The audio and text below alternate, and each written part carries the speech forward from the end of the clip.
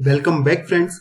पहले लेक्चर में हमने पावर इंजीनियरिंग की यूनिट फर्स्ट का रिवीजन किया था और इस लेक्चर में हम यूनिट 2 का रिवीजन करेंगे। तो सबसे पहले हम यूनिट 2 का सिलेबस देख लेते हैं। अगर हम यूनिट 2 का सिलेबस देखें तो इस यूनिट में आईसी इंजन की टेस्टिंग और पॉल्यूशन और उसका कंट्रोल है। तो पहले पार्ट में इंजन टेस्टिंग दे रखी है, फिर कुछ टेस्ट हैं और लास्ट में पॉल्यूशन और उसका कंट्रोल और बहुत सारे डिफरेंट नॉर्म्स हैं। तो हम शुरू करते हैं ये लेक्चर आईसी इंजन टेस्टिंग। सबसे पहले हमको ये जानना जरूरी है कि आईसी इंजन की टेस्टिंग है क्या और ये हम क्यों करते हैं। तो कोई भी अगर हमारे पास इंटरनल कंबशन इंजन है, उसकी अगर हमको परफॉर्मेंस देखनी है कि कैसा वो परफॉर्म कर रहा है या उसको किसी और के साथ कंपेयर करना है, हम दो इंजनों को आपस में कंपेयर करना चाहते हैं, तो हम उन इंजन्स की टेस्टिंग करते हैं और कुछ पैरामीटर होते हैं जिनके आधार पर हम उनकी टेस्टिंग करते हैं और बताते हैं कि ये वाला इंजन अच्छा है।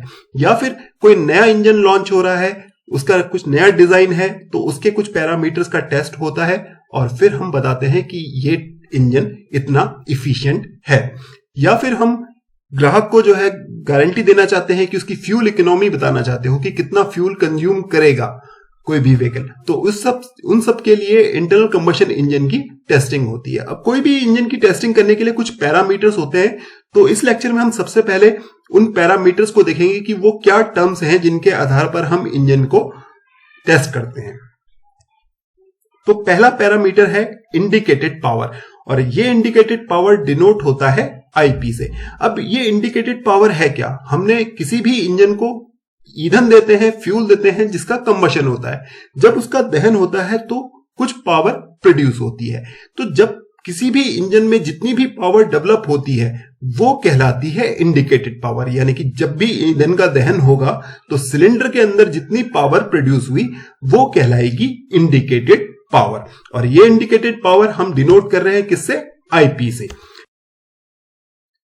अब इस इंडिकेटेड पावर को हम नापते कैसे हैं? इस इंडिकेटेड पावर को हम नापते हैं with the help of indicator. जो सिलेंडर में लगा होता है, एक इंस्ट्रूमेंट होता है जो सिलेंडर में फिट होता है और उसकी हेल्प से हम इंडिकेटेड पावर को नाप लेते हैं। अगर हम कैलकुलेट करना चाहें इंडिकेटेड पावर कितनी है, तो उसके लिए एक फॉर्मूला होता है indicated power equals to plan, जहां पर क्या है, P जो है इफेक्टिव मीन प्रेशर है और A क्रॉस सेक्शन एरिया है सिलेंडर का, L स्ट्रोक लेंथ है और N number of power stroke है। तो यहां पर ध्यान देंगे, जो ये N है ये नंबर ऑफ पावर स्ट्रोक है।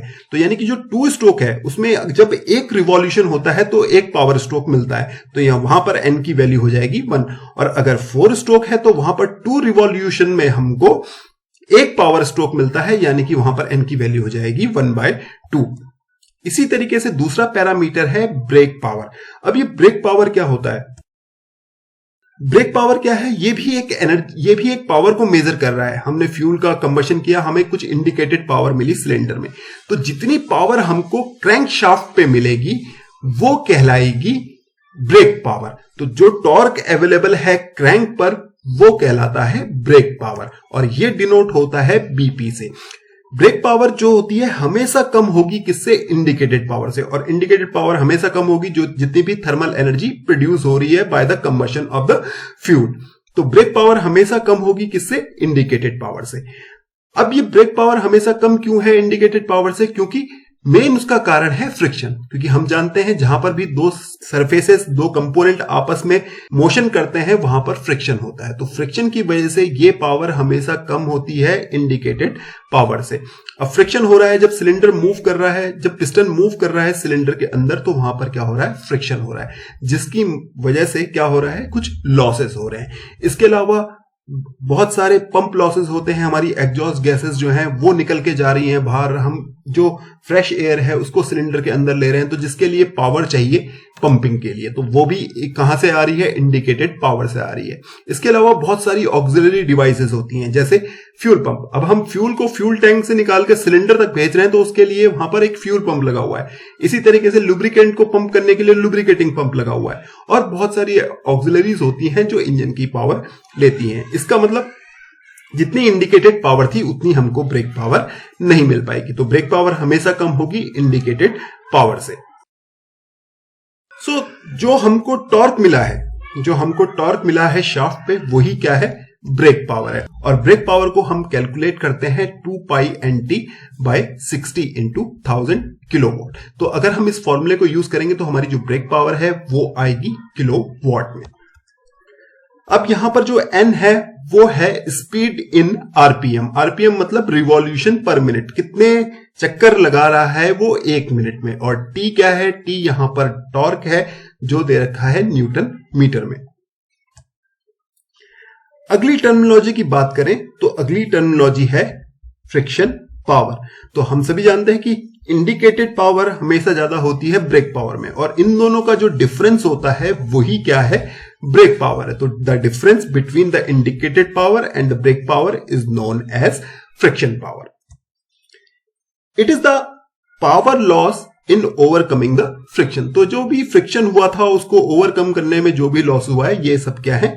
फ्रिक्शन पावर है। अब ये कैलकुलेट कैसे होती है हम जानते हैं। जो इंडिकेटेड पावर है वो किसके बराबर है? Brake power plus friction power. तो फ्रिक्शन पावर यहां से निकल जाएगी IP indicated power minus BP brake power. अगली टर्म जो आती है वो आती है इंडिकेटेड थर्मल इफिशियंसी। अब ये इफिशियंसी क्या है? इफिशियंसी हमेशा होता है आउटपुट अपॉन इनपुट, कि आपको क्या आउटपुट मिला और आपने कितना इनपुट दिया था। इंडिकेटेड थर्मल इफिशियंसी निकालते हैं तो हमारा हमेशा आउटपुट क्या है? Indicated power. और हमने क्या इनपुट दिया था? हमने फ्यूल दिया था जिसका कंबशन हुआ, जिसकी वजह से इंडिकेटेड पावर प्रोड्यूस हुई है। तो ये हमेशा रेशियो होता है इंडिकेटेड पावर का और जितनी एनर्जी हमने सप्लाई करी है। अगर हमने जो फ्यूल दिया है इंजन को उसका मास mf है और उसकी कैलोरीफिक वैल्यू C है, तो हम इंडिकेटेड पावर को लिख सकते हैं indicated thermal efficiency equals to indicated power upon mf into C, जहां पर mf क्या है? मास ऑफ फ्यूल और C क्या है? Calorific value. दूसरी इफिशियंसी होती है ब्रेक थर्मल इफिशियंसी। जिस तरीके से हमने इंडिकेटेड थर्मल इफिशियंसी निकाली थी उसी तरीके से ब्रेक थर्मल इफिशियंसी भी कैलकुलेट करेंगे। तो इफिशियंसी होता है आउटपुट अपॉन इनपुट और ब्रेक थर्मल इफिशियंसी के लिए आउटपुट हो जाएगा ब्रेक पावर। तो ब्रेक थर्मल इफिशियंसी होता है रेशियो ब्रेक पावर का और जितनी हमने एनर्जी सप्लाई करी है। तो जैसे हमने माना था कि हमने मास कितना दिया है फ्यूल का mf और उसकी कैलोरीफिक वैल्यू C है, तो ब्रेक थर्मल इफिशियंसी हो जाएगी brake power divide by m.f into C, जहां पर mf क्या है? फ्यूल का मास है। एक दूसरी टर्म होती है जिसको हम बोलते हैं वॉल्यूमेट्रिक इफिशियंसी। अब ये वॉल्यूमेट्रिक इफिशियंसी क्या है? ये वॉल्यूम्स का रेशियो है। कौन कौन से वॉल्यूम्स का रेशियो है? Actual volume divided by theoretical volume. तो ये डिफाइन होता है ratio of actual volume reduce to NTP of the charge drawn in a suction stroke to the swept volume of the piston. तो हम जानते हैं कि किसी भी इंटरनल कंबशन इंजन में जो पहला स्ट्रोक होता है वो होता है इनटेक। इनटेक में क्या होता है? जो एयर होता है, अगर सीआई इंजन है तो एयर और अगर एसआई इंजन है तो एयर फ्यूल का मिक्सचर सिलेंडर के अंदर एंटर होता है। जब पिस्टन टीडीसी से बीडीसी की तरफ जाता है तो कोई अमाउंट एयर का सिलेंडर के अंदर एंटर होता है। अगर इसकी वैल्यू, जो इसकी मैक्सिमम वैल्यू हो सकती है वो कितनी हो सकती है? स्वेप्ट वॉल्यूम के बराबर, मगर एक्चुअल में इसकी वैल्यू स्वेप्ट वॉल्यूम से कम होती है। तो वॉल्यूमेट्रिक इफिशियंसी क्या है? कि कितना वॉल्यूम एक्चुअल में आया है डिवाइड बाय थियोरेटिकल वॉल्यूम या फिर स्वेप्ट वॉल्यूम। सो इस पैरामीटर से हम डिफाइन करते हैं वॉल्यूमेट्रिक इफिशियंसी। नेक्स्ट जो टॉपिक आपके सिलेबस में है वो है हीट बैलेंस शीट। तो अभी तक हमने देखा कि हम क्या कर रहे थे, इंजन को फ्यूल दे रहे थे। फ्यूल में केमिकल एनर्जी है। जब फ्यूल का, ईंधन का दहन होता है तो क्या होता है, जो ये केमिकल एनर्जी है ये हीट एनर्जी में कन्वर्ट हो जाती है, ऊष्मा में कन्वर्ट हो जाती है, जो कैलकुलेट होती है m इंटू सी से। तो m क्या था? मास फ्यूल का और c क्या था? Calorific value. अब ये जितनी एनर्जी प्रोड्यूस हुई है ये किस में कन्वर्ट हुई? इंडिकेटेड पावर में, इंडिकेटेड पावर ब्रेक पावर में। तो इस तरीके से ये जो एनर्जी है ये कहीं ना कहीं यूटिलाइज हो रही है। तो हीट बैलेंस में क्या है, हम कैलकुलेट करते हैं जितनी भी एनर्जी किसी भी कंपोनेंट में जहां पे भी यूज हुई है उसको हम कैलकुलेट करते हैं। अब इसमें हम क्या करते हैं, कुछ हीट हमारे जो हम एक इंजन कंसीडर करते हैं जो क्या हो रहा होता है, कांस्टेंट लोड पे रन कर रहा होता है। अब उसको हम कुछ फ्यूल देंगे, फ्यूल का अमाउंट हमको पता होगा और उसकी कैलोरीफिक वैल्यू भी हमको पता होगी। तो हमको पता चल जाएगा कि हमने कितनी टोटल एनर्जी इस इंजन को सप्लाई की है। साथ साथ हमको क्या होता है, जैसे एग्जॉस्ट गैसेस हैं या जो एयर अंदर आ रही है इंजन के, उनका टेम्परेचर पता होता है। हमारे पास टेम्परेचर मेजरमेंट के कुछ सेंसर्स होते हैं जिनकी मदद से हमको टेम्परेचर पता चल जाता है। इसी तरीके से इंजन को कूल करने के लिए अगर हम वाटर यूज कर रहे हैं तो हमको वाटर का जो इंजन के अंदर जा रहा है कूलिंग के लिए उसका टेम्परेचर, और जब वो कूलिंग करके बाहर आ रहा है तो उसका टेम्परेचर भी हमको पता होता है। तो इस तरीके से हम क्या करते हैं, पूरी एक बैलेंस शीट बना लेते हैं जिसके अंदर हम एनर्जी का हिसाब करते हैं कि कहां कौन सी कितनी एनर्जी वेस्ट हुई है। तो ये एक हीट बैलेंस शीट दिखा रखी है।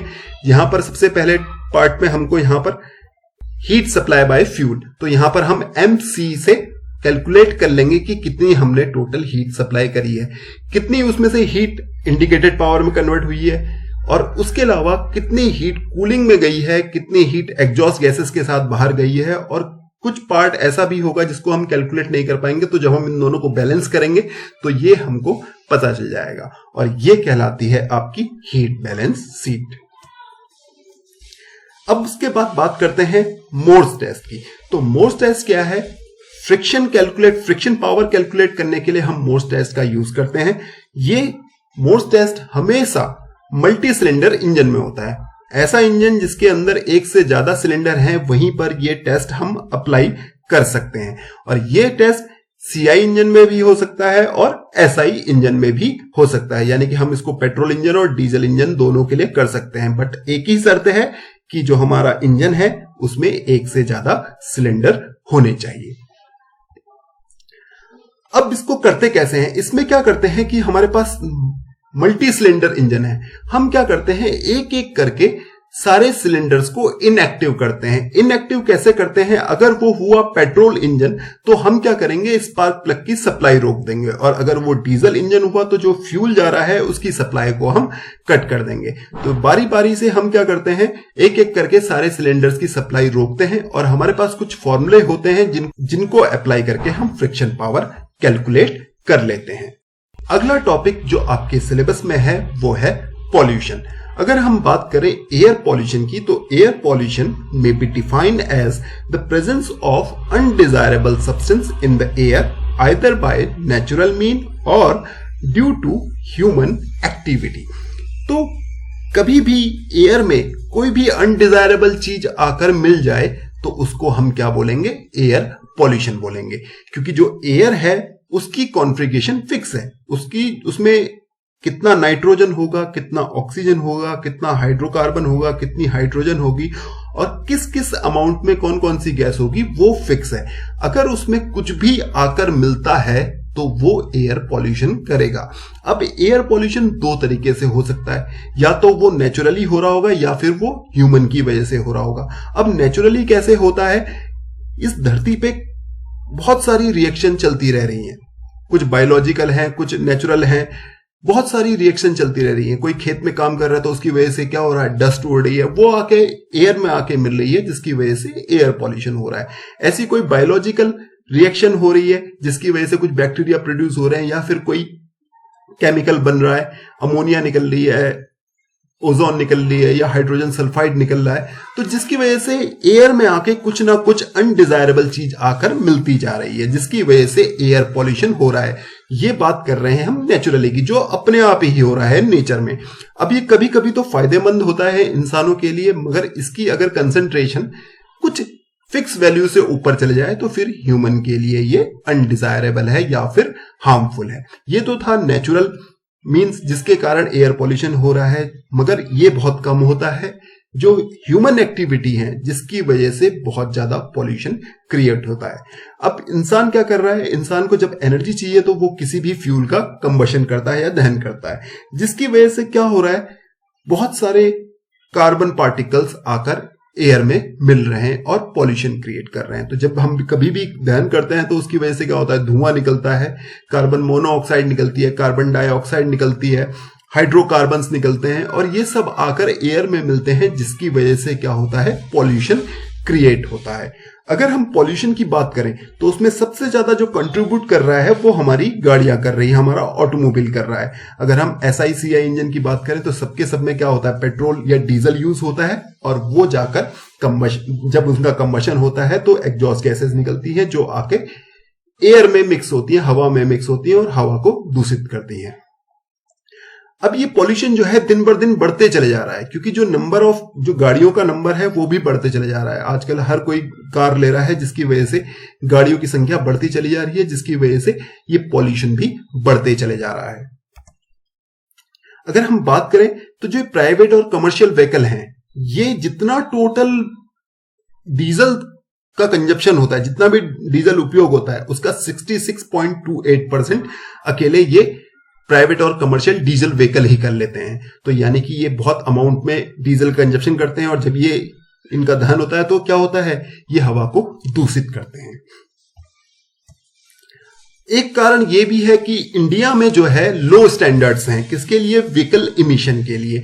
जितनी भी गाड़ियां हम मैन्युफैक्चर कर रहे हैं उनके लिए इतने टाइट हमारे स्टैंडर्ड नहीं है कि वो कितना पॉल्यूशन करें। तो कोई भी गाड़ी जो जब कभी भी मैन्युफैक्चर होती है तो किसी भी कंट्री में कुछ स्टैंडर्ड्स होते हैं कि इससे ज्यादा पॉल्यूशन आपको नहीं करना है।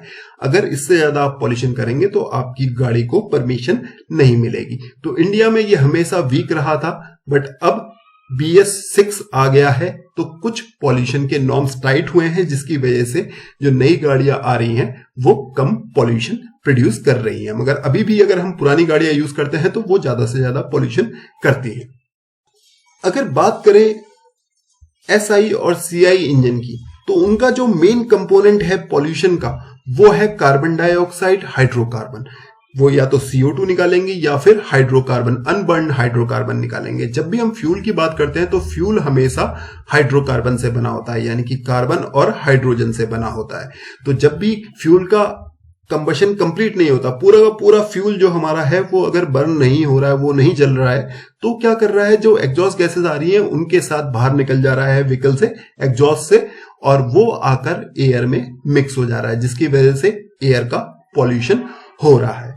साथ में ये जो गाड़ियां हैं, जब इनमें ईंधन का दहन होता है तो क्या होता है, कार्बन मोनोऑक्साइड बनती है, सल्फर डाइऑक्साइड बनती है, नाइट्रॉक्स बनते हैं, और ये मेन कंपोनेंट हैं किसी भी ऑटोमोबाइल के जो पॉल्यूशन क्रिएट कर रहे हैं। तो पहला तो मैंने आपको बताया, कार्बन डाइऑक्साइड और हाइड्रोकार्बन तो निकलते ही हैं जब ईंधन का दहन होता है, साथ में कार्बन मोनोऑक्साइड भी निकलती है। अब ये कार्बन मोनोऑक्साइड कार्बन डाइऑक्साइड से भी ज्यादा खतरनाक है, क्योंकि एक तो ये कलरलेस है और सुगंध रहित गैस है। ये इतनी जहरीली होती है कि अगर इसको कोई थोड़ा सा सूंघ ले तो वो बेहोश हो सकता है, और ज्यादा मात्रा में सूंघ ले तो वो मर भी सकता है। तो कार्बन मोनोऑक्साइड बहुत ज्यादा खतरनाक गैस है। इसी तरह सल्फर डाइऑक्साइड भी निकलती है, क्योंकि कोई भी फ्यूल होगा उसमें कुछ ना कुछ अमाउंट में सल्फर होगा ही होगा, और ये सल्फर क्या करता है, सल्फर डाइऑक्साइड बनाता है, और जब ये एयर में आके मिलता है तो ये पानी से, नमी से कांटेक्ट करके हाइड्रोजन सल्फाइड या फिर सल्फ्यूरिक एसिड बनाता है। तो आपने सुना होगा अम्लीय बारिश या फिर एसिड रेन, वो इसी के कारण होती है। इसके अलावा नाइट्रॉक्स एक बहुत बड़ा पॉल्यूटेंट है जो ऑटोमोबाइल प्रोड्यूस करता है। ये नॉक्स जो है दो तरीके के हो सकते हैं, नाइट्रिक ऑक्साइड NO और नाइट्रोजन डाइऑक्साइड NO2। अब बात करते हैं BS नॉर्म्स की, कि ये BS नॉर्म्स होते क्या हैं। तो भारत स्टेज इमिशन स्टैंडर्ड और emission standards instituted by the government of India to regulate the output of air pollutants from internal combustion engine। तो जितने भी इंटरनल कंबशन इंजन है, जब इसमें फ्यूल बर्न करता है तो कुछ ना कुछ पॉल्यूटेंट बाहर निकलते हैं। अब ये जितने भी पॉल्यूटेंट बाहर निकल रहे हैं, इनको कंट्रोल करने के लिए जो गवर्नमेंट ऑफ इंडिया है उसने एक स्टैंडर्ड बनाया है जिसको बोलते हैं हम BS नॉर्म्स। ये क्या करते हैं कि कोई भी गाड़ी है उससे कितने अमाउंट में कार्बन मोनोऑक्साइड निकल रही है, सल्फर डाइऑक्साइड निकल रही है या फिर नाइट्रॉक्स निकल रहे हैं, इनको रेगुलेट करते हैं कि इस क्वांटिटी से ज्यादा आप कार्बन मोनोऑक्साइड का इमिशन नहीं कर सकते हैं। The standards and the timeline for implement are set by the Central Pollution Control Board under the Ministry of Environment and Forest and Climate Change। तो ये जो स्टैंडर्ड हैं इनको इम्प्लीमेंट कराना, इनको लागू कराना किसका काम है? सेंट्रल पॉल्यूशन कंट्रोल बोर्ड का। या ये किसके अंडर काम करती है? Ministry of environment and forest and climate change के अंडर काम करती है। अब ये जो स्टैंडर्ड है ये यूरोपियन कंट्रीज में तो पहले से ही है क्योंकि वो डेवलप्ड कंट्री है, बट इंडिया क्या है? डेवलपिंग कंट्री है, इसलिए धीरे धीरे ये भी अब इन नॉर्म्स को अडॉप्ट कर रहा है। अब जितने भी नए व्हीकल आ रहे हैं वो इन नॉर्म्स को सेटिस्फाई करते हैं, उसी के बाद इनको परमिशन मिलती है। 2010 में BS3 नॉर्म्स आया था जिसको पूरी इंडिया, पूरी कंट्री में एक साथ लागू कराया गया था, और वहीं BS4 को सिर्फ 13 बड़ी शहरों में लागू कराया गया था, मगर बाद में इसको पूरी कंट्री में लागू कराया गया।